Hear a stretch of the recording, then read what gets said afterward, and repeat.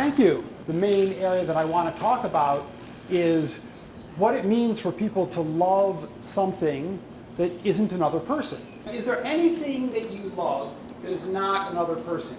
Is there a place that you love that is not, obviously, a person?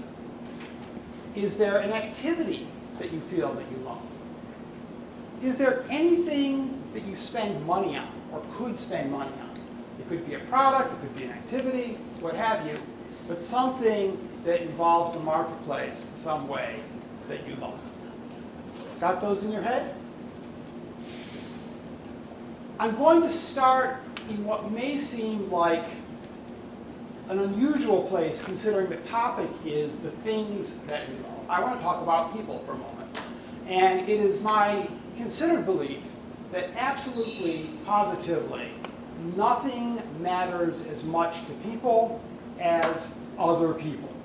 Other people are the overriding and overwhelming concern an enormous amount of the time. It sounds like I just gave a very long argument why we shouldn't care about the topic of this talk.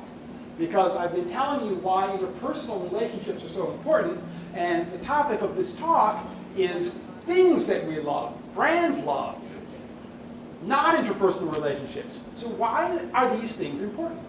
Well, let's begin by just taking a poll here. What is the fastest you have ever driven? 160? 170? 180? 200 kilometers an hour? Okay, I'm stopping here. I don't want to go any further. I'm sure it was done in a very safe way. When human beings evolved, there were no cars. What did we evolve to be able to do? We evolved so that we could run through the woods. That's what our body is designed to do, to run at certain types of speeds. But what we do when we drive a car is we take these physical systems and psychological systems that were developed for one purpose, running, and we apply them in a completely different purpose. Right? So we take the old system, apply it in a new way, in this case for driving, and the amazing thing is that it works. That you're all here. You were driving at these incredible speeds, and you didn't die, which is astonishing when you think about it, given what the system was originally set up for and set up to do. Love is a system. It's a system that has psychological and physiological and neurological elements to it. So what was this system really designed for? What's it about? Well, love is a system that was designed for families, for creating and maintaining families, and for having children that live long enough to grow up to be successful adults and also have children. So what does it mean in particular? Well, first of all, there's the attraction that we all know and think of as part of love that gets the couple together. But there's also the need for a long-lasting relationship, because human beings take a long time to reach maturity, and you need to have a relationship that's going to be there as the child is growing up and reaching maturity. And finally, there's a lot of sacrifice that goes into being a parent. People are not fish. Fish lay 500 eggs and then swim off, and that's the end of it.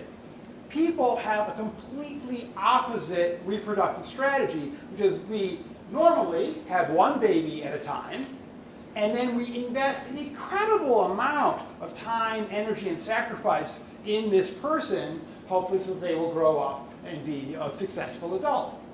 So this is what the system of love is meant to do, and you can see it's not just a feeling that you have for a minute, but it's a relationship that can last for a lifetime. What we do, in the same way that we take our ability to run and apply it to driving, we take this system that was sort of evolved for interpersonal relationships, and sometimes, not always, but sometimes we apply it in a new way.